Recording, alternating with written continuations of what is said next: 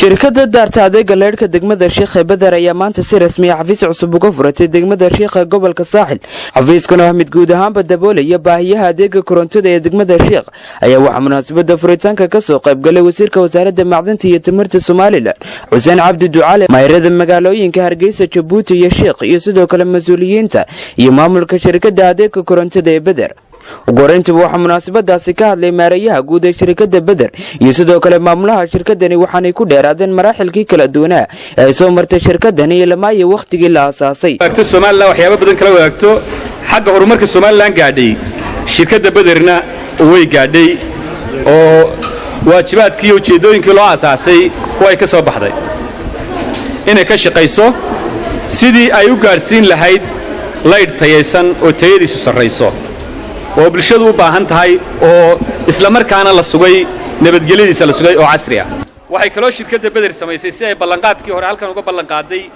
in guri kasta oo shiikha ay dabka dulgeyso. maantana magaalada Sheekh waxay heshaa leydh 24 hours ah oo guri walba hortiisa la taagay. mashruucan inta dhamaaday waxa ku xigi doona mashruuc kale oo dabaysha si uu sheegay aan ku jiro dabayshan hawsheeda marka meelo badan baan hirgelinay way ka mid tahay caynabo sheekhna waxaan ugu talagalsanahay inaanu si dhaqsale uga hirgelino. wasiirka wasaaradda macdanta iyo tamarta Soomaaliland Xuseen Cabdi Ducaale oo ka hadlay furitaanka xafiiskani ayaa si mug iyo miisaan leh u soo dhaweeyay, isagoona ku tilmaamay mid guud ahaanba dabooli doona baahiyaha adeega koronto ee degmada Sheekh. waxaana uu mahadnaq ballaaran oo ku aadan furitaanka xafiiskani u soo jeediyay shirkadda adeega korontada ee Badar. daafurka maanta shirkadda Badar Electric ay ku daafurayso mashruucan qaaliga ee qiimaha badan ee ay maalinkan maanta u soo diyaar garaysay degmada Sheekh aad iyo aad baan runtii ugu faraxsanahay waayo markaan taariikhda maqlay degmada magaaladu siday leydhka ka ahayd electriga ka ahayd oo dayac weyn ka muuqday oo aan leydh ku filan aanu jirin oo haddii baydmaayo subaxnimadii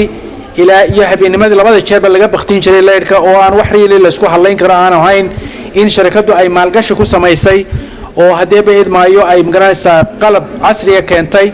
maayirka caasimadda Soomaaliland Hargeysa Cabdiraxmaan Caydiid Soltelko iyo sidoo kale Xuseen Cabdilaahi Qayaad, maayirka caasimadda Jabuuti ayaa soo dhaweeyay furitaanka xafiiskani shirkadda leedhka ee Badar ay ka furatay degmada Sheekh. munaasabadaasi intii lagu guda jiray waxaa ka hadlay maayirka degmada Sheekh Ibraahim Cabdilaahi Cabsiye iyo xubno ka mid ah xildhibaanada golaha deegaanka degmada Sheekh, waxaanay uga mahadnaqeen shirkadda adeega korontada ee Badar